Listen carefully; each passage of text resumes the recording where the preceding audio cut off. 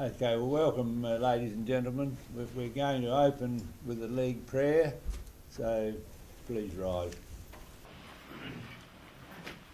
Lord God Almighty, we come to ask thy blessing on the work of the League, that all activities may be under the direction of thy Holy Spirit. To this end, help us all to be thy faithful and obedient servants. In the name of Jesus Christ our Lord. Amen. Arnie's just briefly outlined that the format is going to be a little bit different to other years when we've had these action conferences, and I think it's going to be quite a good one. The emphasis has been on yesterday at the seminar at the conclusion to undertake the social dynamics course.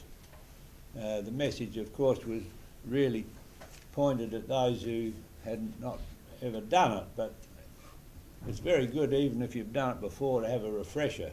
So we're going to just have a mini look at the social dynamics course this morning as a bit of a bait, so that you might think, well, I think I'd like to have another look at it. And then that's going to be followed by a presentation from Arnie on a new project that he's experiencing.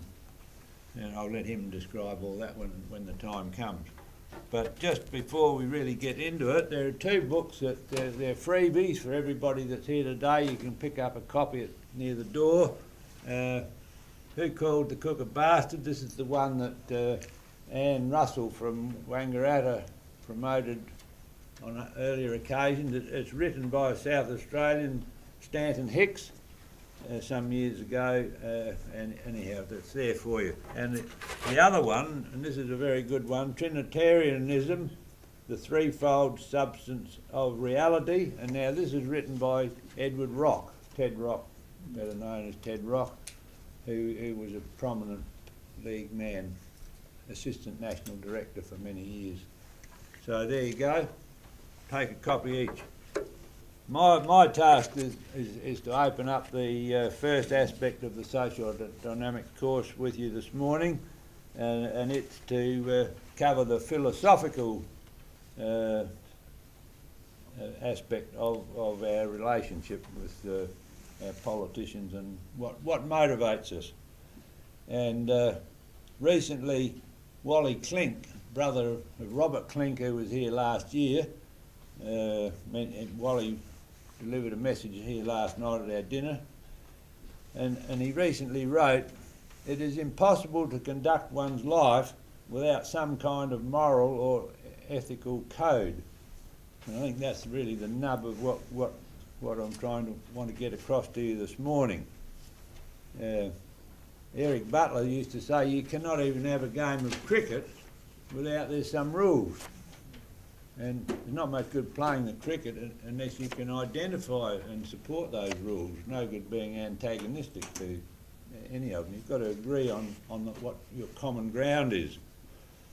I've got a couple of examples in here that you've probably heard a million times. Eric was very good at analogies, and that was a good one I thought about the cricket. So if you hear a familiar one, I don't claim that they're original for me. Now the League, we say it's based on Christian principles, so that's like the rules of the cricket. The rules that we can draw from the Christian faith is what we want to extend into the community. A nation needs community support if it's going to be stable. Again, like the cricket club. This stability is evident when most people feel their desires are being met. An unstable situation allows bad policies to creep in, and aren't we seeing plenty of that? Philosophy is really about what your beliefs are. It's what you base your opinions on and your actions. It's how you consider man can best associate with his fellow man. And another one here from Eric. You imagine yourself in a situation and your tractor's broken down, and the fellow next door, he's a bit of a mate of yours really, but he's got a brand new one, he's hardly ever used it, and he's away. would you go over there and help yourself to his tractor? You wouldn't. You'd want to get permission first. And that's the sort of thing. There's some principles that we have to abide by if we're going to have a harmonious community. So the moral thing is the things that we believe to be right. Now, from our philosophy, this is where policies emerge from that. So in that tractor instance, it's your policy is to not to borrow things without permission. That your beliefs have come through into that form. A man is judged by his actions. Again, you can't get figs from thistles. Today's political situation is not good. The results of the policies are implemented from a false philosophy. So we're getting thistles from thistles, and aren't they prickly? We must be aware of labels and how misleading some of them can be.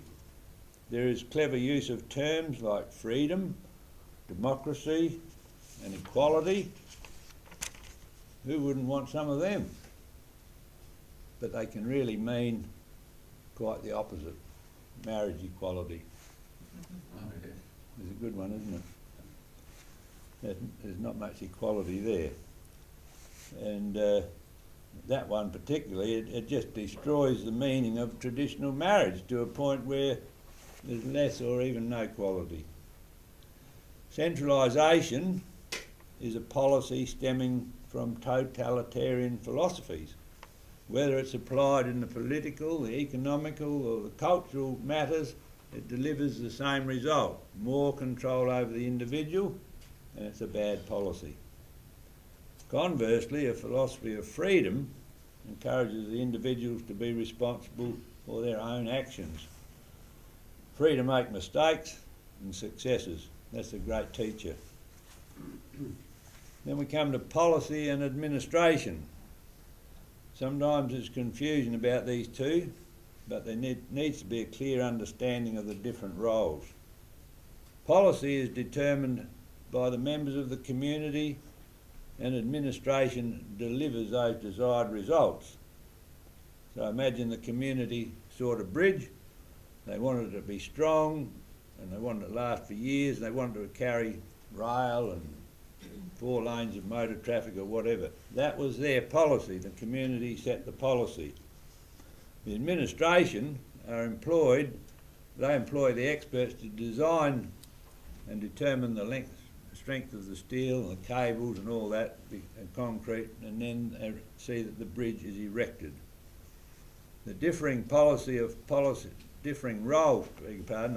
and administration apply to things other than physical things like a bridge. It could be education or welfare schemes. They apply to everything. Let us acknowledge the problems before us today. Something has gone wrong. We're not getting the results we desire. Why does the government not deliver, say, less migrants coming to the country? Why doesn't the government make the financial credit match the real credit?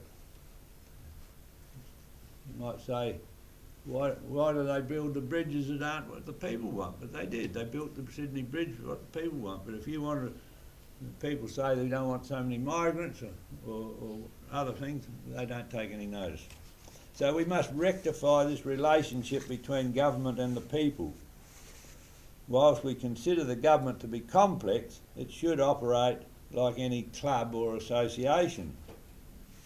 Again, back to the cricket club. Let's say they've got 100 members, and the club's got a constitution, and that determines how the club will run. At the annual meeting, the members elect an executive committee, maybe 10 members, and they've got the responsibility of running the club for the next year. That executive employs staff to tend to the pitch and the surrounds. They might even need a bar manager and that sort of thing. The chain of command goes from the members who make the policy and the executive carry it out. They're responsible for see that the end result is achieved. Now suppose the executive decided it would be a good idea to make part of the oval into a mini golf course. The members get a bit uptight about that. They're strongly opposed to it. So they would soon consult the Constitution, the Book of Rules. They would discover that there was a clause in there that said you could call a special meeting and declare no confidence in the committee, and then they would appoint a new committee. Now we see this example where the members hold ultimate control, they make the policy, if administration fails, they replace. Now that same example should apply to our parliamentary system. If members of parliament fail to deliver the wishes of the community, they should be replaced. Well, of course, in practice, in the federal area, it takes 3 years for another election. So you can't just do it tomorrow. But anyhow, we're finding that the parties control the members of parliament more so than the electors do. That's something we would also wish to reverse and have a proper relationship. And there's financial supporters of the party system, so that these people are answering to groups other than the constituents. But they really, if they ignore the constituents, they do so at their peril. Such an example demonstrates that the community needs to become more active in directing their wishes to the Member of Parliament during the parliamentary term. If this fails, a new candidate for the seat should be sought, and he should be expected to give a commitment to serve the constituents. I might say that we also have to understand that just because 30 people in the electorate all wanted a certain thing, that doesn't mean that it's guaranteed to happen, because this Member of Parliament, he represents all of the people, and there could quite easily be a contrary view, so he has to work it out where the heat is, I suppose, doesn't he? He has to, that's his job, to make an assessment. Just because we ask for something doesn't mean it's necessarily going to happen. So a correct relationship between the boss and his staff is essential for a successful business. And likewise, a correct relationship between the voter and his Member of Parliament must be established before a change will occur in the political climate.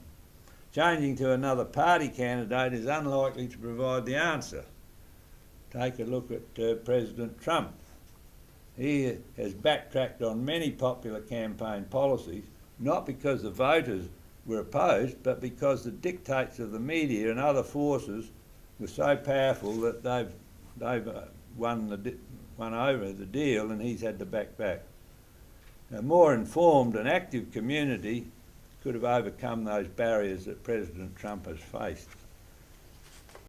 Ken outlined part of probably what we would call our idea of democracy, but there's one thing you did miss, which is absolutely essential, is the right to contract out for something to allow it to atrophy and so destroy its existence from being. If you cannot opt out of whatever it is there, you've got a dictatorship. And it reminds me, if I may just add a little bit there, an article I read on the Australian Constitution. The people that formulated the Australian Constitution debated many issues, particularly the Senate's right to block supply. And the reason they left that in the Constitution, if you cannot bring these people to heel, you have created a despot. And that's something we must remember. Yeah, well, that's a good point, Lou. And on the question of contracting out, I think of the Brexit.